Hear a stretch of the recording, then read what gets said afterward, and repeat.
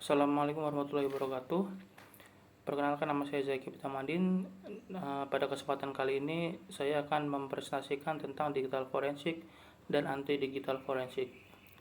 Pertama-tama, pengertian digital forensik. Digital forensik adalah bidang ilmu yang berfokus pada identifikasi, pengumpulan, analisis, dan presentasi bukti digital.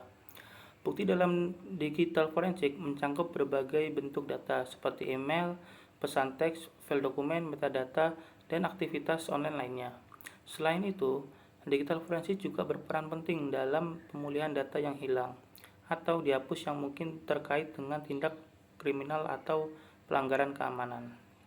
Kedua, tujuan adanya digital forensik. Tujuan adanya digital forensik adalah sebagai pendukung proses penegakan hukum dengan menyediakan bukti yang sah dan dapat diandalkan dari perangkat digital. Salah satunya yaitu mengidentifikasi dan pengumpulan bukti. Tujuan utama dari digital forensik adalah untuk mengidentifikasi dan mengumpulkan bukti digital yang relevan dengan suatu kasus kriminal. Proses ini dilakukan dengan hati-hati dan memastikan bahwa bukti tidak rusak atau berubah selama proses pengumpulan. Kedua, pemulihan data. Salah satu tujuan penting dari digital forensik adalah untuk memulihkan data yang hilang atau dihapus. Pemulihan data ini seringkali sangat penting dalam kasus di mana data tersebut memiliki nilai bukti yang signifikan. Dan yang ketiga, mendukung proses hukum. Digital forensik juga mendukung proses hukum dengan menyediakan bukti yang dapat diterima di pengadilan. Bukti digital yang dikumpulkan harus mematuhi standar tertentu agar dapat digunakan sebagai bukti yang sah dalam pengadilan. Teknik digital forensik yaitu image forensik. Teknik ini melibatkan pembuatan salinan atau image dari media penyimpanan yang akan dianalisis. Salinan ini digunakan untuk memastikan bahwa data asli tetap utuh dan tidak terpengaruh selama proses analisis. Alat seperti EnCase dan FTK atau Forensic Toolkit yang sering digunakan untuk membuat dan menganalisis image forensik ini. Kedua, analisis file system. Teknik ini melibatkan pemeriksaan struktur file system untuk mencari bukti digital. Ini termasuk mencari file yang dihapus dan tersembunyi, dan metadata yang dapat memberikan informasi tentang aktivitas pengguna di perangkat tersebut. Forensic file system sering digunakan untuk mengidentifikasi perubahan yang dilakukan pada setiap sistem dan kapan perubahan tersebut terjadi. Ketiga, analisis jejak digital.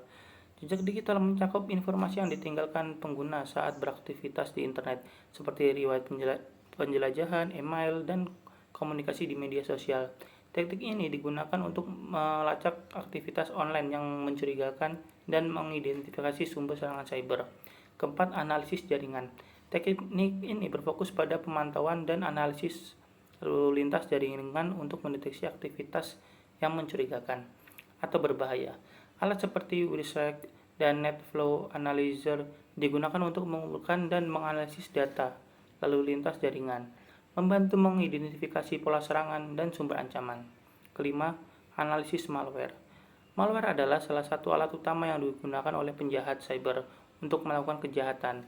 Analisis malware sering melibatkan pengurangan kode program yang mencurigakan untuk memahami cara kerja dan dampaknya terhadap sistem yang terinfeksi. Teknik ini membantu dalam mengembangkan langkah-langkah pencegahan dan mitigasi untuk melindungi sistem dari serangan serupa di masa depan. Selanjutnya saya akan menjelaskan tentang anti digital forensik. Anti digital forensik atau lebih dikenal sebagai anti forensik merujuk pada teknik dan metode yang digunakan oleh pelaku kejahatan untuk menghindari deteksi dan analisis oleh penyidik forensik. Tujuannya adalah untuk membuat bukti digital menjadi tidak valid atau sulit diakses, sehingga mengurangi kemungkinan digunakan dalam proses hukum. Anti forensik merupakan teknik atau tools yang digunakan untuk mengacaukan tools forensik, proses investigasi, dan investigator itu sendiri. Tujuan dari anti digital forensik yaitu menghilangkan jejak digital, memastikan bahwa aktivitas digital tidak dapat dilacak kembali ke pelaku. Kedua, menyembunyikan jejak digital, yaitu menggunakan teknik untuk menyembunyikan data penting agar tidak terdeteksi oleh penyidik. Dan ketiga, mempersulit kerja penyidik, yaitu menggunakan berbagai metode untuk membuat proses analisis bukti menjadi lebih sulit. Teknik anti-digital forensik yaitu teknik yang digunakan untuk menyulitkan atau bahkan menghalangi proses forensik digital. Teknik ini dilakukan dengan menyembunyikan atau menghancurkan dan mengenkripsi bukti digital. Ada beberapa teknik anti-digital forensik, diantaranya yaitu steganografi. Steganografi adalah salah satu metode yang umum digunakan. Dalam steganografi adalah Less Significant Bit (LSB) insertion. Metode ini bekerja dengan mengganti bit terkecil dari piksel dalam gambar digital dengan bit dari pesan yang ingin disembunyikan. Karena perubahan ini sangat kecil, gambar yang dihasilkan disebut stego image tetap terlihat sama dengan gambar asli sehingga tidak menimbulkan kecurigaan. Padahal di dalam gambar tersebut terdapat file-file yang disembunyikan.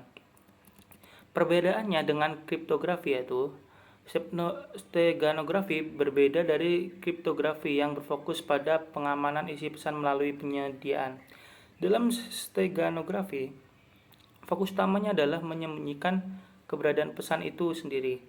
Dengan kata lain, steganografi menyembunyikan pesan dalam media lain, sedangkan kriptografi mengubah isi pesan menjadi bentuk yang tidak dapat dibaca tanpa kunci tertentu. Yang kedua, metode disk sweeping. Ada beberapa metode yang umum digunakan dalam disk sweeping, yaitu zero overwrite, di mana menulis 0 ke seluruh sektor pada disk. Kedua, random data overwrite, mengisi sektor dengan data acak. Yang ketiga, DOD, metode yang diadopsi oleh Departemen Pertamaan AS yang melibatkan beberapa kali penulisan ulang dengan pola tertentu.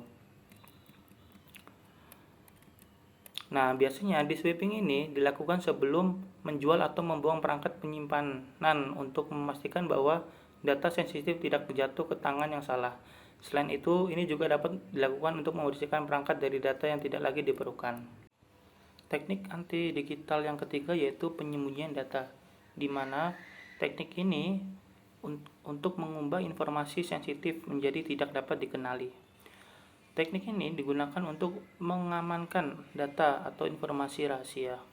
Dan teknik anti-digital yang terakhir yaitu manipulasi timestamp, yaitu dilakukan untuk tujuan tertentu, antara lain mengelabui analisa forensik. Dengan mengubah timestamp, individu dapat menyembunyikan jejak aktivitas mereka, membuat analisis timeline menjadi tidak akurat dan membingungkan penyelidik, dan menyembunyikan aktivitas ilegal. Dalam konteks ini, kejahatan cyber memanipulasi timestamp dapat digunakan untuk menutupi aktivitas ilegal seperti pencurian data atau akses tidak sah ke sistem.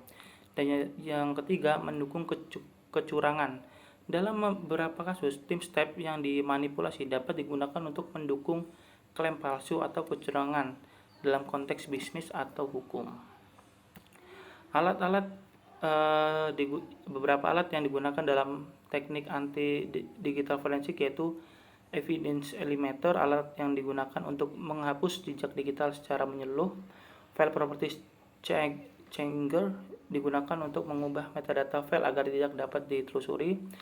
Dan steganography tools, alat yang menyembunyikan data dalam file lain seperti audio atau gambar sehingga sulit terdeteksi. Kesimpulan dari presentasi yang saya sampaikan adalah, dalam era digital modern, interaksi antara digital forensik dan anti-digital forensik telah menjadi titik fokus utama dalam bidang keamanan cyber. Digital forensik bertujuan untuk mengumpulkan, menganalisis, dan menyajikan bukti elektronik yang akurat guna menjaga integritas proses hukum.